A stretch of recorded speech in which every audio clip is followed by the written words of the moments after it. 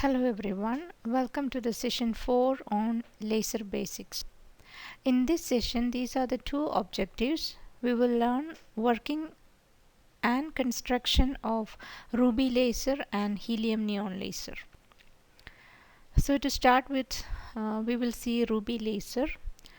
Ruby is a solid state laser, and historically it is a very important laser because that is the first laser to be operated successfully, and this was developed by T.H. Meyman in the year 1960. And if you remember the theory of laser developed by Einstein, he completed that theory by the towards the end of 1950s, and you can see that immediately after that the laser theory was successfully applied to construct a ruby laser by Meyman. But before this, laser is light amplification by stimulated emission of radiation.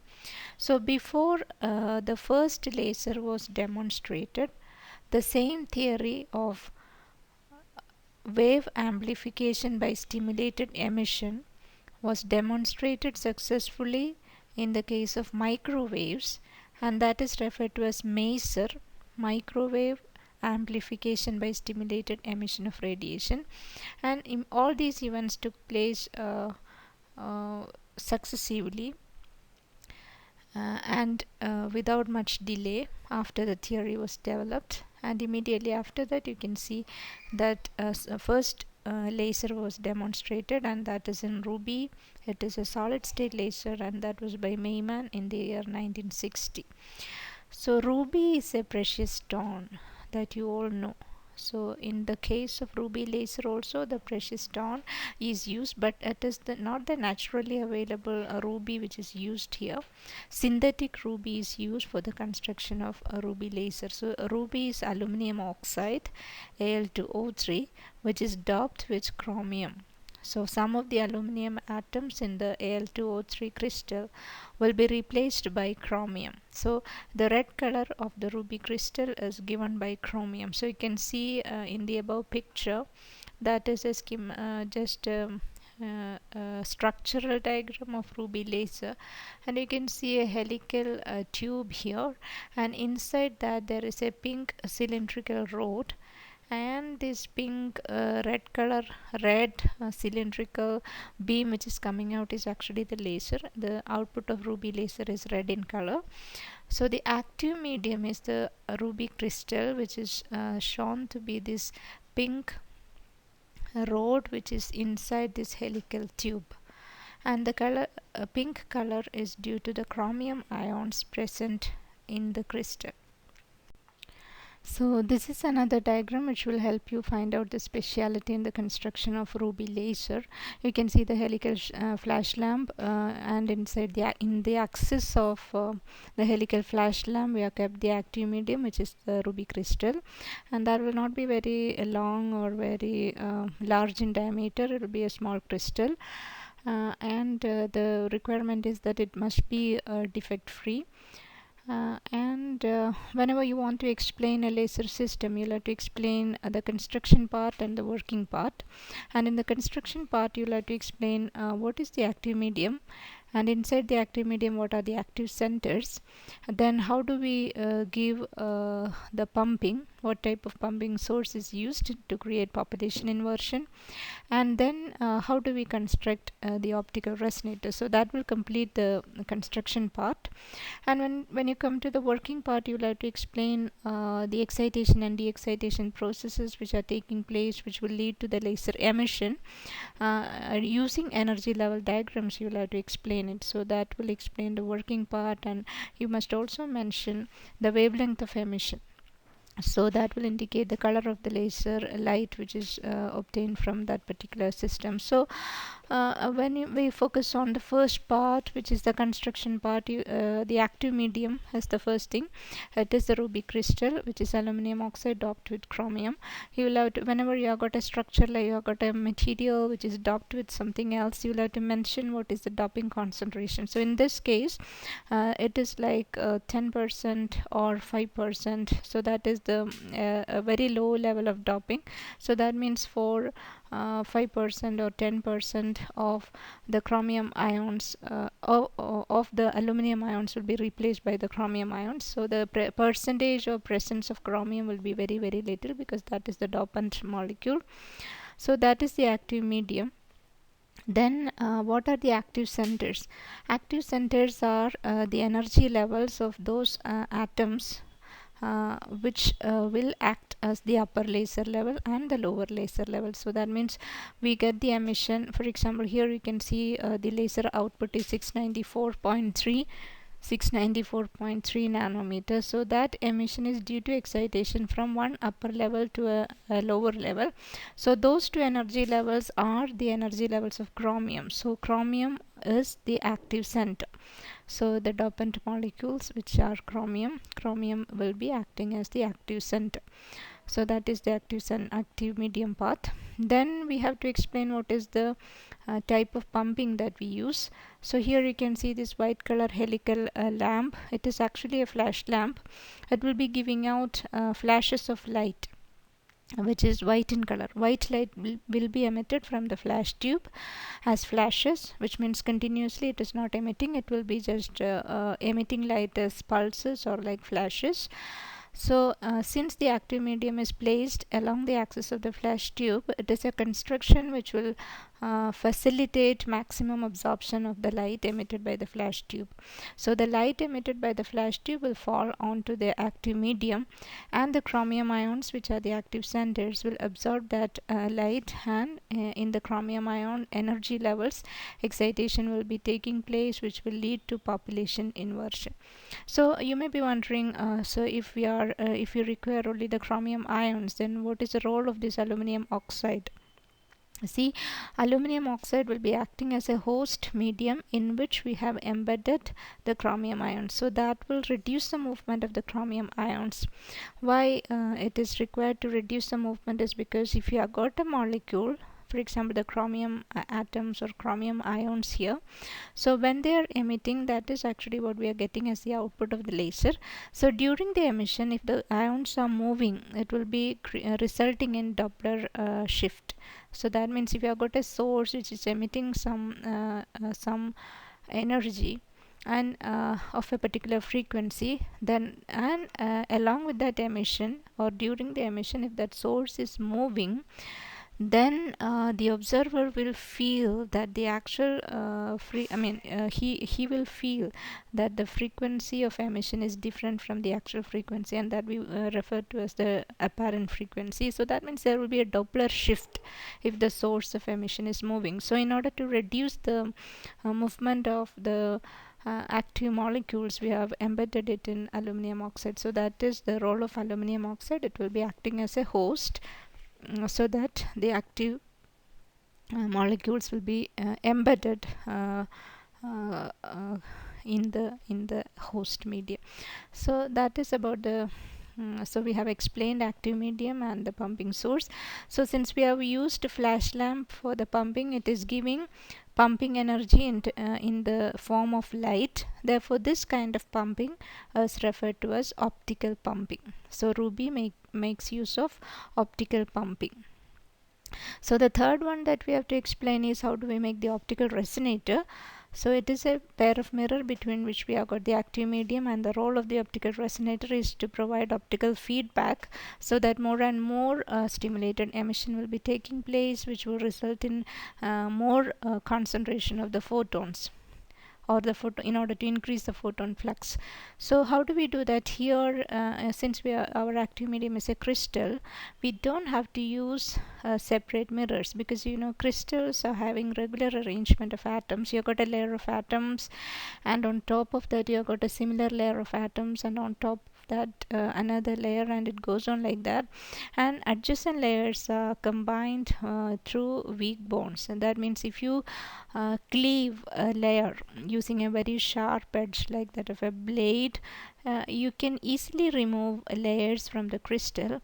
And once if you do that, the layer below will be having mirror like quality. So that means it is very easy for us to create mirrors by polishing or by cleaving the surface of the crystal. So that is done here.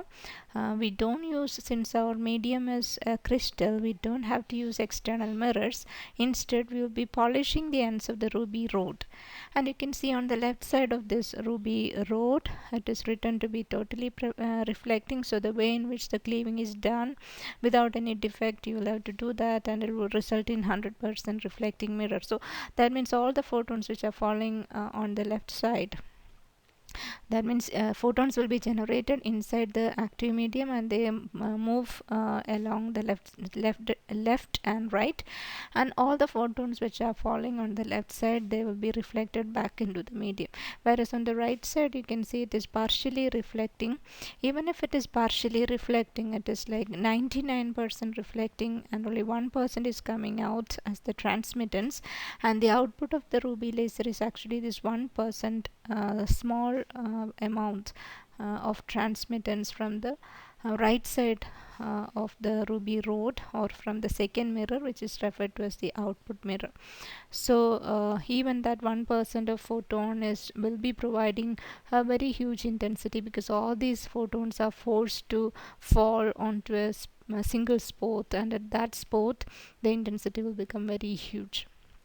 So this is the construction part. Now we move on to the next part. Okay, this is what I have just told you. Whenever you want to explain any laser system, you'll have to explain for the construction part, you'll have to explain active medium, pumping method, and optical resonator construction. And for the working part, you'll have to explain using energy level diagram. You'll have to explain excitation, de-excitations, and so on. So we will proceed to the working part of the ruby laser. You will have to use the energy level diagram. So here I have shown the energy level diagrams of chromium. You can see the ground state is marked at the 0 energy level. Y-axis actually shows the energy value. So 0 corresponds to the ground state. Then 3 more energy levels are shown. You can see ULL, which is red in color, the energy level which is drawn using a red color.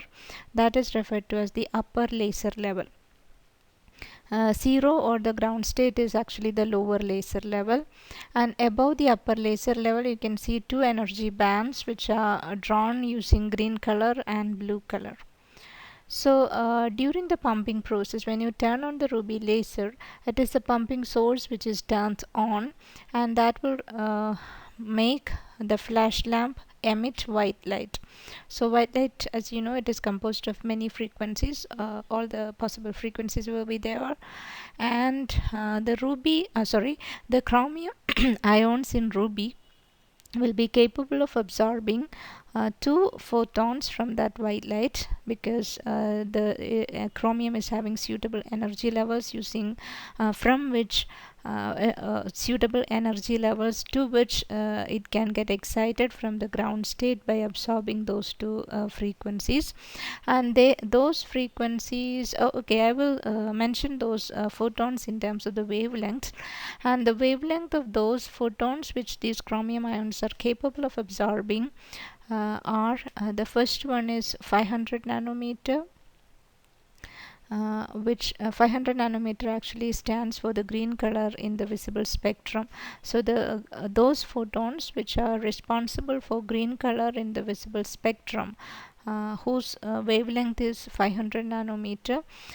So those photons will be absorbed by the chromium ions, and those ions will be chromium atoms in the ground state. They will absorb that photons, and it will go to the excited state, which is this green band above ULL.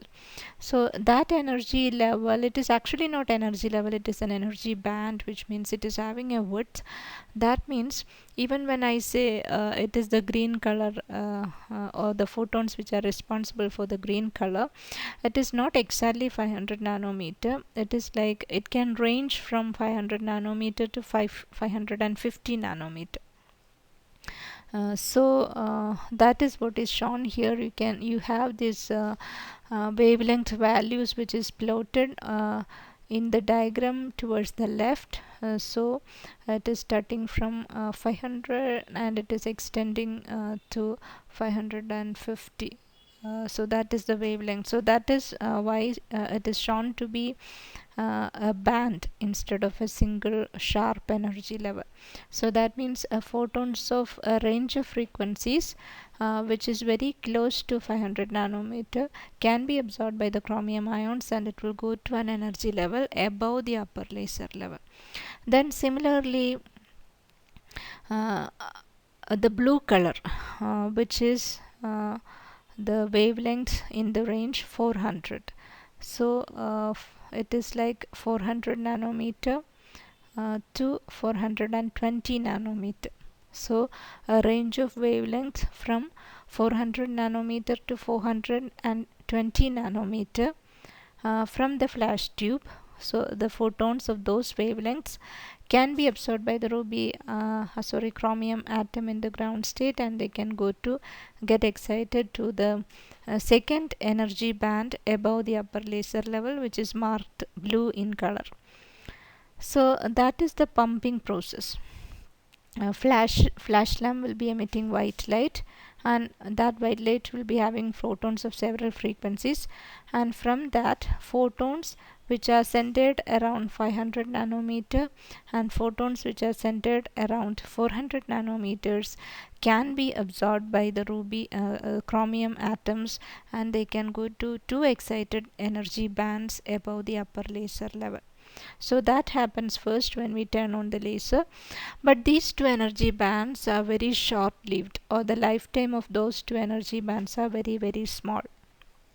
The When we say small, you must also mention how small it is. Typically the lifetime, small lifetime in these type of energy levels are of the order of nanoseconds. So the lifetime of these energy levels are very small. So what does that mean? The atoms which have gone to those levels cannot stay there for a long time. For example, if the lifetime is let us say 10 nanoseconds, so that means once if the atom has gone to that energy level, then it cannot stay there beyond 10 nanosecond. Within that time it will have to de-excite. So that is the meaning of lifetime. So those levels are having blue and green, those two energy bands are having very short lifetime. So all the atoms will quickly de-excite, and when they de-excite, that is shown using this slanting black arrow.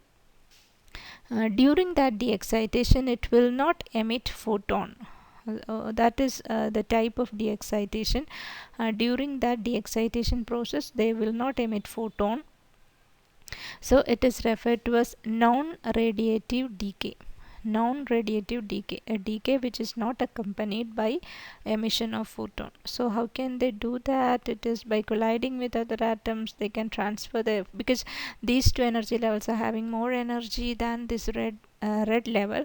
So obviously when those atoms are coming down to the red level, it is moving from a higher energy to a lower energy. So during that process it will have to discard some energy, then only it will be capable of going to a lower energy level. But that process of discarding energy is not in the form of photons, so that's why it is referred to as non-radiative decay process.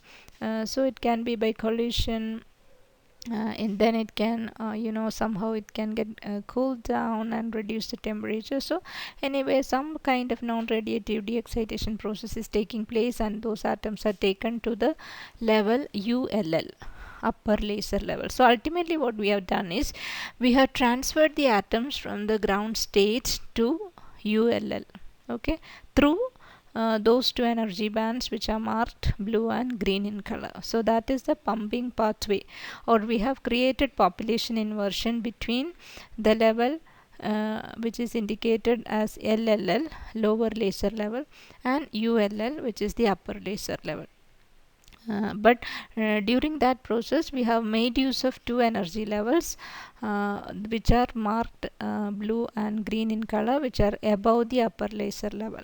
Okay, so you can think about why we have made use of this green and blue bands, or why do we directly transfer the atoms from lower level to the upper level instead of taking them through these two energy bands above the upper laser level. You can think about all those things, and we'll discuss it at the end. Sometime during a discussion forum, you can come up with answers. Okay, and that upper laser level, it is written in the diagram as metastable state. Metastable state means an energy level which is having comparably longer lifetime than the rest of the energy levels. We don't include ground state because ground state is having the maximum stability, longer lifetime. But apart from ground state, these metastable states will be having longer lifetime, even among excited states. So then again you will have to mention how long is long. The other two energy level lifetimes are of the order of nanoseconds, whereas this one will be having few tens of microseconds, for few hundreds of microseconds, or even milliseconds. So that is the type of lifetime that the metastable state will be having. So that means atoms which are coming to those levels will sit there for a long time. So that will create efficient population inversion, because from ground state, if you are taking atoms to a level which is having very short lifetime, then the population inversion cannot be maintained for a longer time. So one qualification for this upper laser level is that it must be having a longer lifetime, so that we'll be able to maintain population inversion for a long time. So that is why the upper laser level that we have to choose should be a metastable state. So in the case of Ruby, the important point is that we are making use of ground state as the lower laser level. It has got some advantages and disadvantages, which we will see later, and one of the excited state is used as the upper laser level. Okay, so during the pumping process, we have in effect we have made the transition of the atoms from ground state to the upper laser level. But during that process, we used two energy bands above the upper laser level, because direct transition to the upper laser level is impossible. Okay, then what happens is that you have got the atoms are now in the upper laser level, even though it is a metastable state. For example, suppose it has got a lifetime of like 10 microseconds. So it means all the atoms will have to de-excite within 10 microseconds through spontaneous emission. So but what we do is we will keep them there for a long time, and any atom, some atom or one atom may de-excite, and it will through spontaneous emission process, and it will emit a photon, and the energy of that photon will be exactly equal to the energy difference between that red energy level and the ground state. It corresponds to a wavelength of 694.3 nanometer. So that photon is a suitable photon which we need in order to trigger the stimulated emission process. So what we have is, in order to have stimulated emission, we will start with a photon which is emitted through the spontaneous emission process, and that photon should have exactly the same frequency as that of the output that we require. So in this case it is 694.3 nanometer. So that photon will propagate through the active medium. It will encounter another atom in the excited state, upper laser level, and it will stimulate that stimulate that atom to de-excite. So the photon number has become 2, and those two photons again will hit two other atom in the upper laser level, and the photon number will become 4. Like that, that process will be continuing, and all these photons will move towards the right, for example, and it will be getting reflected from M2 back into the active medium. One person will be coming out, but at this point that intensity will be very, very low. So these photons will again move towards the left, and it will hit the mirror 2. All of them will be getting reflected back, and it will instantaneously the number of photons will increase to a very huge value, and we'll be getting a light output from the laser. So this is a phenomenon which is a speciality of some of the solid state lasers. and particularly in Ruby laser. So that is referred to as spiking in Ruby, spiking. So here I will explain what is spiking. On top of this slide, you can see the first diagram indicates the light output from the flash lamp. Light is coming from the flash lamp as pulses. So you have got a flash, and then you don't have any light, and then you have got the next flash. So during the so that is the flash lamp operation. You have got flashes, and that flashes will be absorbed by the photons in that flashes will be absorbed by the chromium ions, and this laser action is taking place. So here the diagram graph, the second graph below, that shows the light output. See, when the flash lamp intensity reaches the maximum value, you can see, so at that instant we have got time along x-axis and intensity along y-axis. So when the flash lamp intensity reaches the maximum value, at that instant maximum amount of population inversion will be occurring in the system, and at that point the laser emission will begin. So here you can see, once we have got the laser emission, all those atoms from the upper laser level will be coming down to the lower laser level. So that means when we get a light output during the laser action, we don't have any more population inversion, because all those atoms would have de-excited to the lower level. So that means the population inversion has been destroyed.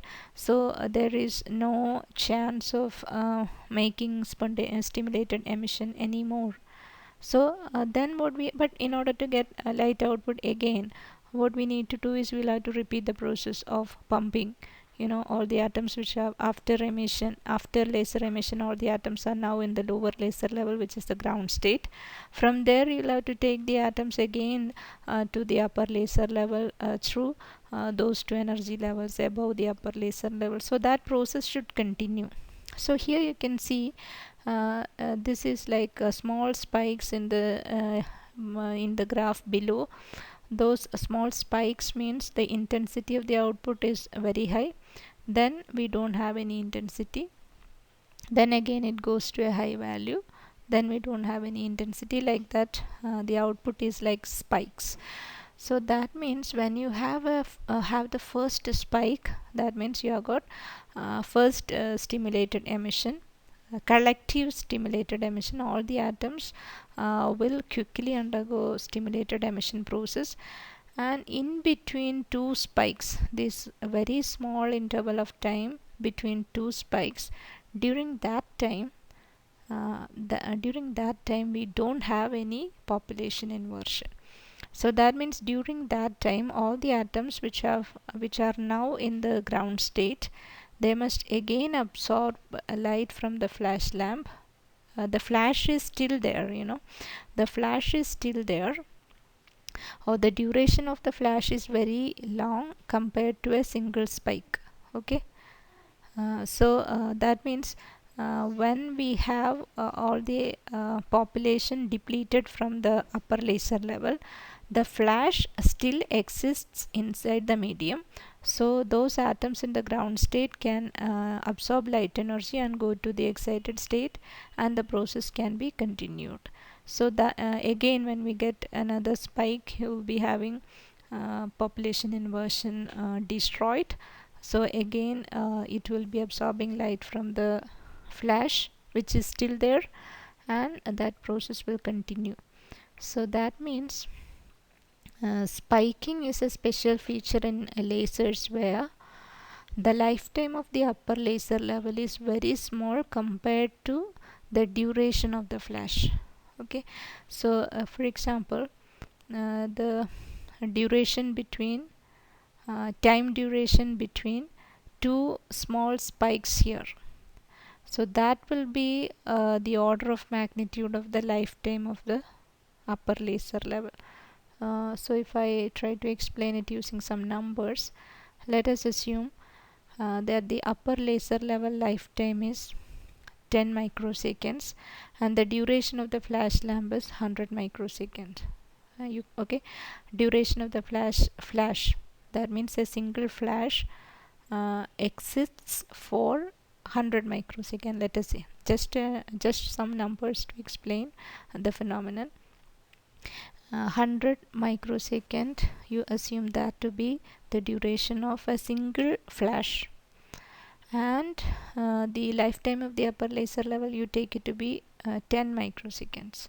So what happens is that when we create population inversion, all the atoms are in the upper laser level, but the lifetime of that level is 10 microseconds. So that means you cannot maintain the atoms there for more than 10 microseconds. All these laser actions should take place within 10 microseconds. So after 10 microseconds, all the atoms will be coming down and will be getting a spike.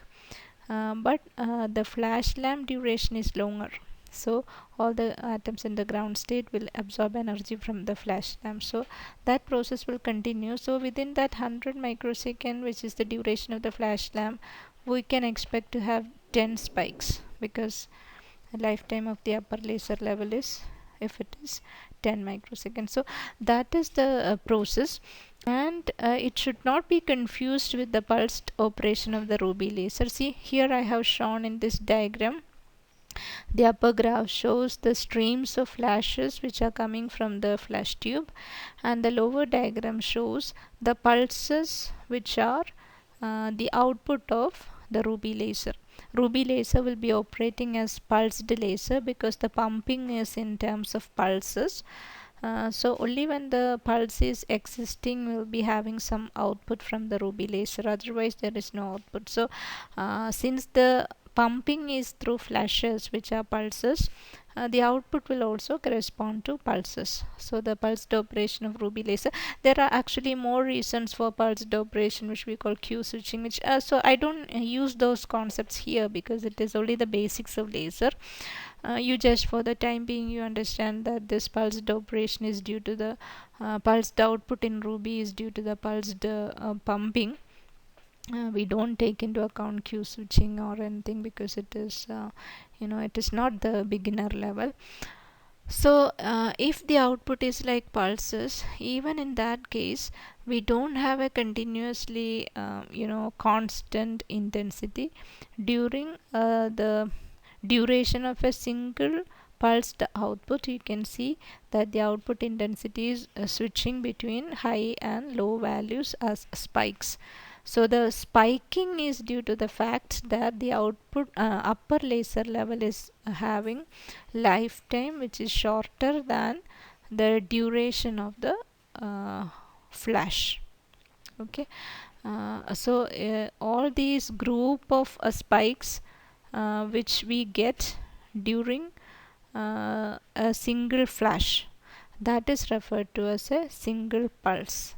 So a single pulse output from ruby laser will be consisting of a series of spikes.